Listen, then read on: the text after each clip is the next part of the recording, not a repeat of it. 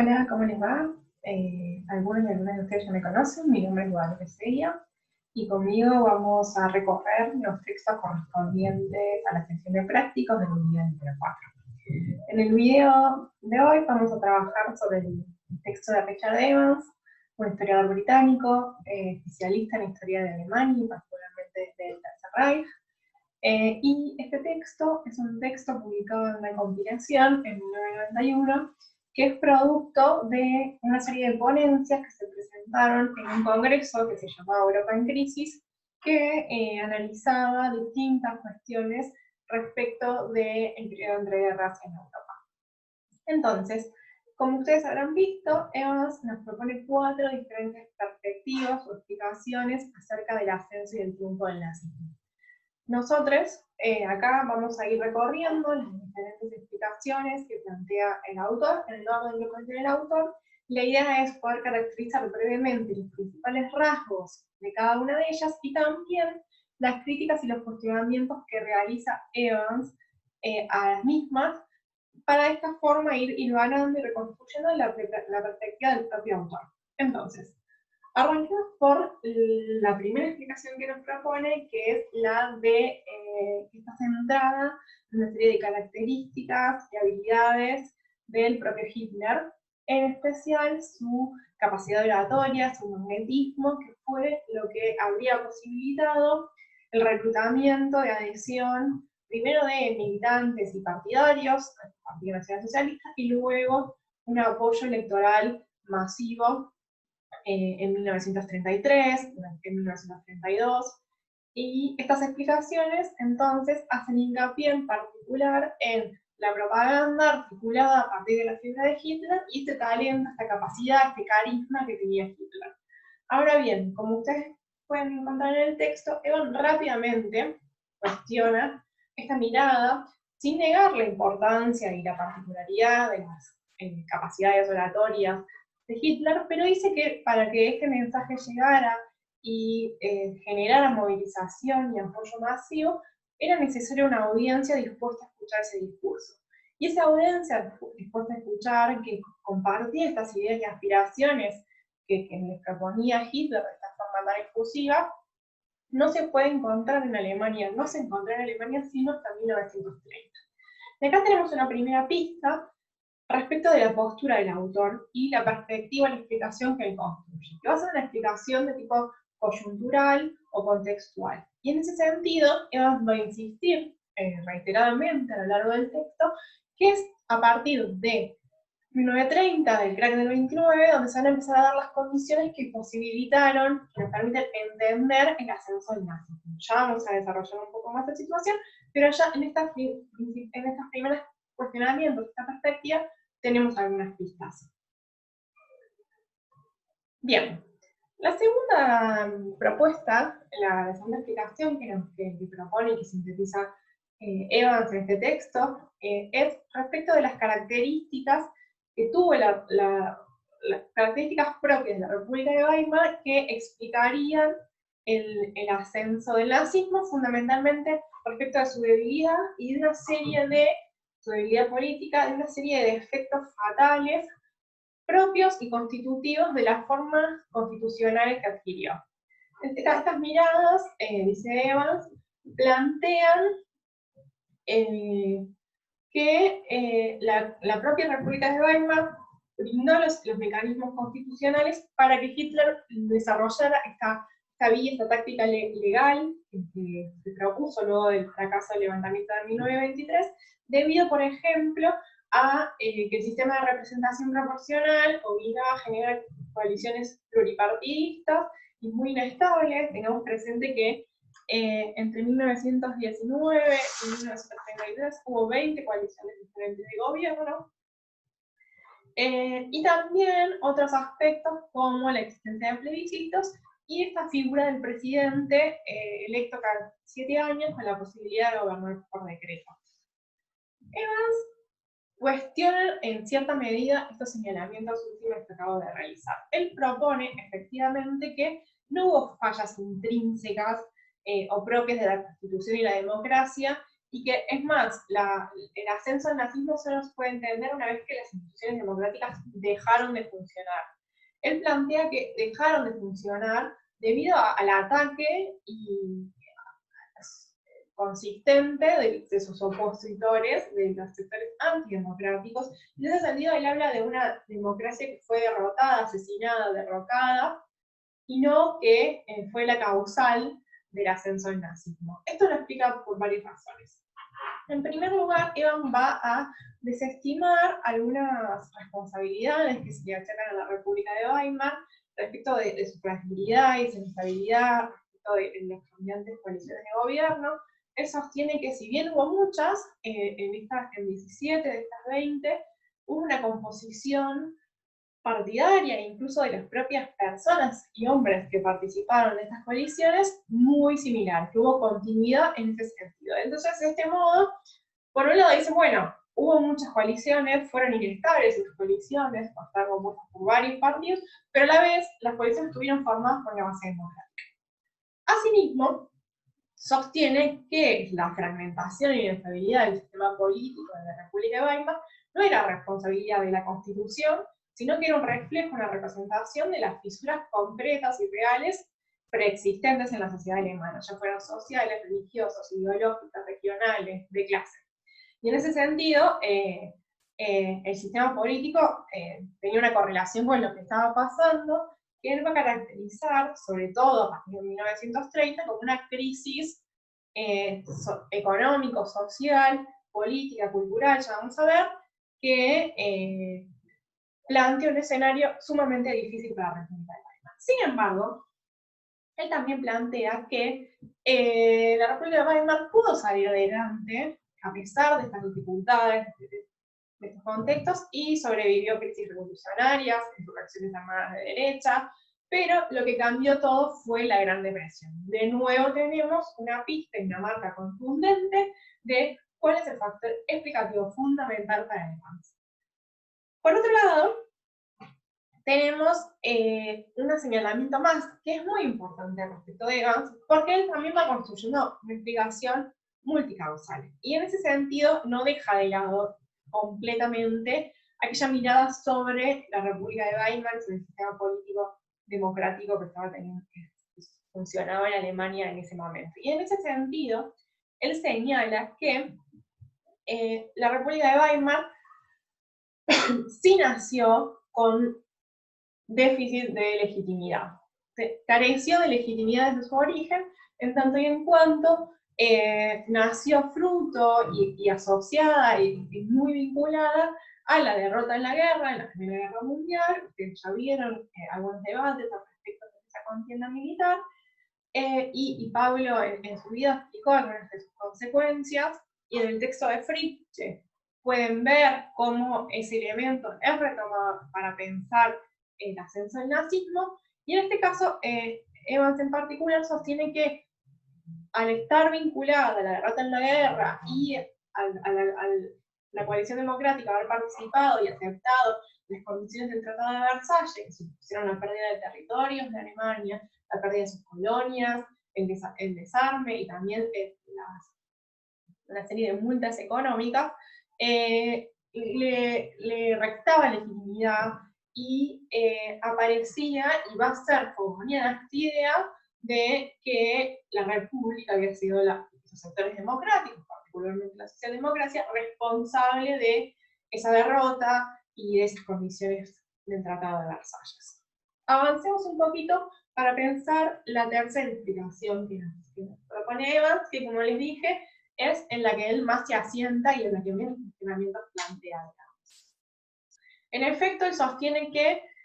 la Gran Depresión fue lo que cambió definitivamente la situación, y el Partido Nacionalsocialista Alemán dejó de ser un grupo extremista periférico para convertirse en un partido político de masas con un gran apoyo electoral. Eso, como podemos ver en este cuadro, la evolución del apoyo electoral a partir de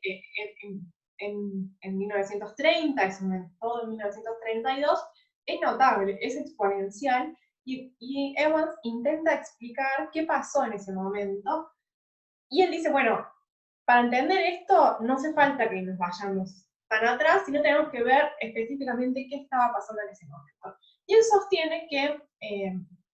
la crisis económica del 29, que supuso el fin y la debacle de esa tibia y frágil recuperación económica que había tenido Alemania entre el 23 y el 28 aproximadamente, supuso el derrumbe de este castillo de naipes, con un desempleo prolongado de más de 7 millones de personas, el 35% de la población económicamente activa, y una caída de la renta nacional de casi el 40%, con un cierre generalizado de fábricas y de empresas. Esta situación, sostiene Evans, impulsó dos procesos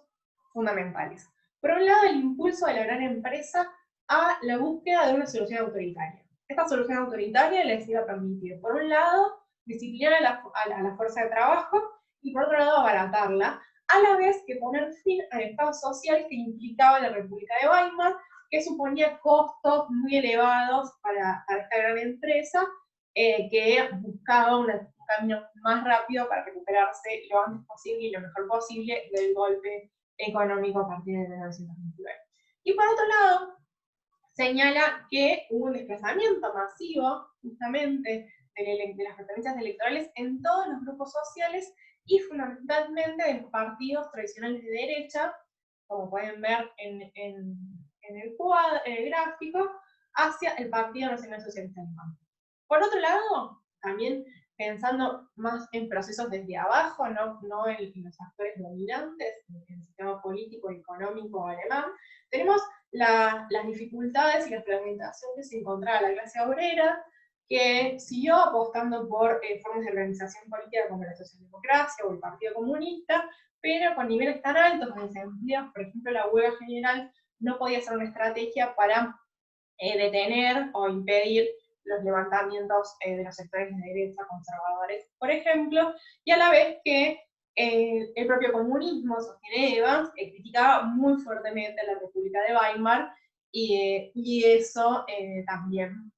le restaba legitimidad y limitaba sus capacidades. Entonces, ahora bien, Evans dice que se puede pensar en qué pasaba antes en la sociedad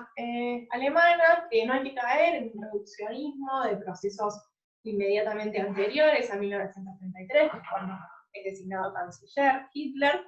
y para eso recupera y nos plantea la última explicación que él reconstruye y sintetiza en la historiografía acerca del ascenso al nazismo, que es la conocida como el camino especial alemán, que en una explicación de mediana duración recupera aspectos políticos, culturales y sociales en Alemania en particular, sosteniendo que hubo una disposición al autoritarismo, al extremismo, al militarismo en la sociedad alemana, fundamentalmente debido al fracaso o a la ausencia de una revolución burguesa que modernizara no solamente las relaciones económicas, sino también la política, las instituciones, y que promoviera valores democráticos. Esta mirada es cuestionada también por Eva, a pesar que él dice, bueno, no podemos caer en solo una explicación coyuntural, y él dice que es que la sociedad alemana no estaba conducida, ni los sectores aristocráticos preindustriales tenían un peso fundamental a nivel social y político, y que en cambio la sociedad alemana era una sociedad moderna, con relaciones económicas, sociales, políticas, culturales, capitalistas y burguesas, y en ese sentido la crisis que estaba atravesando Alemania y que va a atravesar fundamentalmente y con mayor agudeza durante, a partir de 1930, era una crisis de modernidad. En este sentido, también sostiene que este proceso de ascenso al nacionalismo radical entre la pequeña burguesía y las clases medias es un proceso autónomo y desde abajo que no tiene que ver con valores tradicionales de las élites aristocráticas y que tiene también, y él lo ubica desde fines del siglo XIX. Por otro lado, él plantea algunas críticas más de tipo metodológicas y teóricas respecto de que, junto con otros autores como Amy Blackburn, que antes estaba incluido en el programa y que ahora lo hemos omitido por esta situación en la que estamos, respecto de, bueno, cuál se puede considerar un camino normal, y estas explicaciones, y cuestionar estas explicaciones lineales entre revolución burguesa, capitalismo, democracia, que sostiene incluso en los países considerados como modélicos, no se dieron tan así, hubo etapas, hubo avances, hubo retrocesos, y en ese sentido hay que romper con esos modelos, plantean estos autores, y recuperar las particularidades históricas de cada proceso. Entonces, hemos recorrido las 4 explicaciones que sintetiza Evans, hemos dado cuenta de cuáles son sus posiciones y sus observaciones hacia estas 4 perspectivas, y hemos ido tomando elementos para considerar cuál es la explicación que sintetiza Evans. Y en ese sentido, él destaca no necesariamente la figura de Hitler, pero sí las cualidades novedosas que brinda y que hacen que el nacionalsocialismo sea convocante. Era una organización nueva, dinámica, joven, bien organizada, que supo convocar a las personas en un contexto de depresión económica, de incertidumbre política, de debilidad y con un sistema político falto de legitimidad. En ese sentido, ahí está pensando algunos, por un lado, elementos de una explicación que tienen que considerar los rasgos del Partido Nacional Socialista como fuerza política, como fuerza de masa, como movimiento de masa, y por otro lado, atendiendo estos elementos de la falta de legitimidad de la República de Weimar. Pero, y cómo el nacionalsocialismo puede proponer un mensaje, un discurso que cuestiona esa República de Weimar ya frágil, ya ilegítima, y achacarle y responsabilizarle la incapacidad de resolver los problemas económicos y sociales que se agudizaron a partir de 1929, y además responsabilizarla de la derrota de la guerra y de las condiciones del Tratado de Versalles. Por último, y de nuevo volvemos a insistir sobre el contexto y la coyuntura de esos años en particular, que mira Evans al explicar el ascenso al nazismo entre 1930 y 1933, tenemos que considerar ese momento, ese contexto de crisis política, social, económica y cultural propia de la modernidad, en la que surge la República de Weimar luego de la posguerra, y que no solamente atravesaban Alemania, y que también atravesaban otros países de Europa, pero que en Alemania se dan esta serie de condimentos que finalizan o que inician una nueva etapa con el ascenso al nazismo. Esto es un poco lo que yo les quería proponer, espero que haya sido claro. Es un video breve, les recomiendo enfáticamente que, bueno, que lean los textos, que miren las fichas, que les queden de lectura. El video de Pablo Buchbinder sobre donde le hace un raconto de la historia de Alemania desde mediados del siglo XIX, por lo menos, y donde propone algunas clases de lectura para Fritzsche, es muy útil. Y asimismo, yo les voy a estar apuntando en el campus este PowerPoint con algunos elementos más, y una línea del tiempo en donde procuro sistematizar un poquito más toda esta información que está circulando en los textos y que espero que sea de utilidad. Así que ya saben, dejen sus preguntas en los foros, en los espacios de encuentro sincrónico, y cualquier cosa cuenten conmigo. Muchas gracias, hasta luego.